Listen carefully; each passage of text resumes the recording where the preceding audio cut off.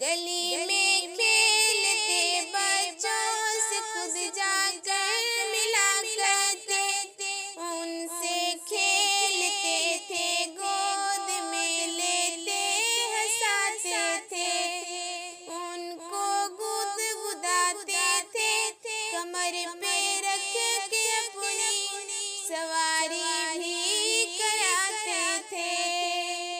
मोहम्मद मुस्कुराते थे, हाँ मोहम्मद मुस्कुराते थे, हमेशा मुस्कुराते थे।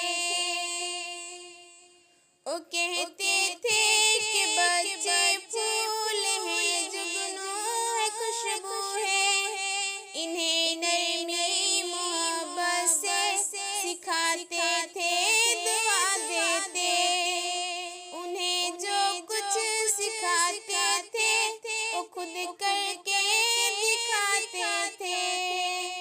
मोहम्मद मुस्कुराते थे, मोहम्मद मुस्कुराते थे, हमेशा मुस्कुराते थे।